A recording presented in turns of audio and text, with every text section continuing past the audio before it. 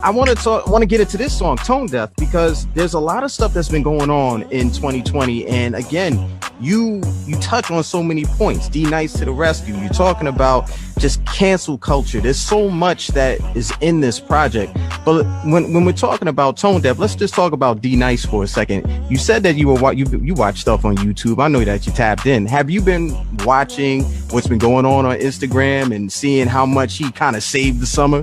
Yeah, man, but I've been a big fan of D Nice, man. I was a fan from I was really locked in on his verse from Self-Destruction as a kid, and his first two albums, the D Nice to the Rescue, that one, the second album, I know that album by heart, front to back. Like he had the Crazy Tretch feature on there and shit. Is he still rapping? Like I don't know if he's still. Nah, he's totally into DJing now. Like call me D Nice, he might play. I'm telling you, I guarantee you, if he jumped back in it, he could do it, and he could do it really fucking well. Because one of the best things to me about D Nice was not only his pockets, but his delivery. The way he said the shit, he had one of the, to me, top deliveries of all time. His voice was like one of the things that got me the first time I heard him. It's like super commanding, like Chuck D or something. You know what I'm saying? Like with D Nice, switching from that, man, let's talk about cancel culture too. Like, could you? It's a big jump from when you first came into the game to say 2020 right now, and it seems like the littlest thing people are willing to jump out there and cancel you. But you cover this in this song. What made you put this in the song? I mean, why not? You know what I'm saying? Like, with me, it's literally like every other day. You know, I'm canceled for whatever the fuck it was, and then it's like, it's funny because I see some of the same people or sites that bitched about things back then that I said, and then going back now and saying, why can't he be that again? What the fuck?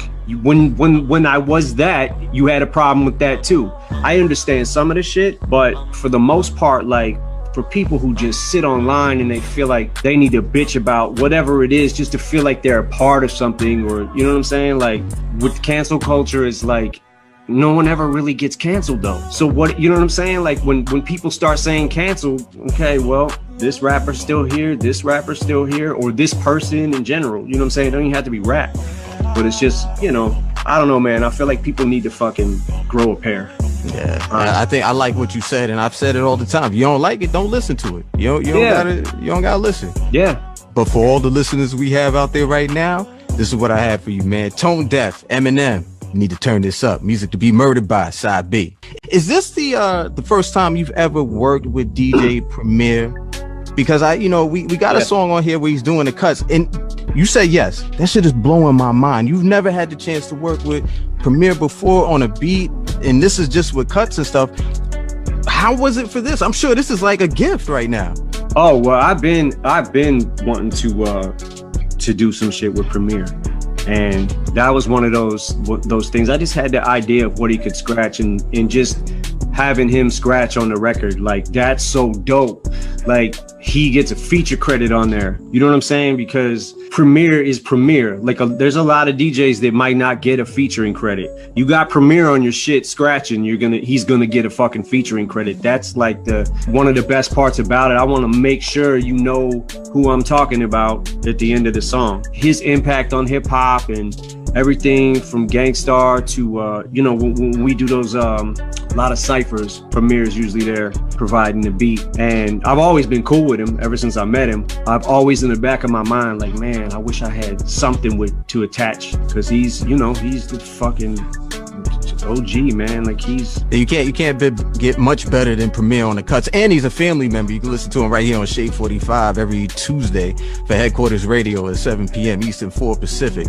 What was it like as soon as I saw the title of the song, Book of Rhymes, the first thing that popped in my head was that line from Nas's first album, and that's the cut right there. Was that your idea? Was it his idea? How did that happen? I told him the phrases that I wanted him to scratch, and then I just sent him the beat. And he did it. Like, I didn't tell him how I wanted to scratch. I just was like, I like these two phrases. You know, if you could cut these up. Man, he did that shit and sent it back like the next day. And I'm so grateful for that. You know, Premier's one of the pioneers of this shit, you know, and to think 30 some years later, like he's still as relevant as ever. And the shit he's done with Royce too, you know, the Prime albums, like, says a lot. Is this a bucket list for you to be able to work with Premier? It is. It's, yeah, that's definitely one of them. Well, look, I want to go ahead and say having to sit down with you, my brother, is one of my bucket lists. So I thank you for the time. Let's go ahead and get over to this music, man. We got Book of Rhymes featuring DJ Premier. Eminem's in the building. We were talking about Ty Dolla $ign a little bit earlier, and the song, and you collaborating. The song is called Favorite Bitch, and you personify hip hop as a, you know, a young lady. We've seen this before. Shout out to Common, you know, with what's the song that he, I used to love her. But in you putting this together, what made you say I'm gonna name it Favorite Bitch, and I'm just gonna lay this out for the people so they understand how I feel about it? Well, actually, Sly Piper sent me the track. It had the hook on there with the concept, like, favorite bitch. The way that's also him talking in the beginning. That's one of the, like, as soon as I heard it, I was like, I knew what direction to go because of what the chorus was saying, you know, and I super could relate to it because it's one of them love and hate things, you know. Like, my relationship with music is just, sometimes it's fun, sometimes there's parts of it that aren't fun. It's like when a chick is leaving you and you refuse to let her go. And I know this is going to sound crazy because no man wants to share a woman, but you know, hip hop is so big now, we have to. Is that tough? Nah, it's not tough at all. Like when I said the line, you know, truthfully, it was never really you and me exclusively, and there's too many new MCs you can choose between.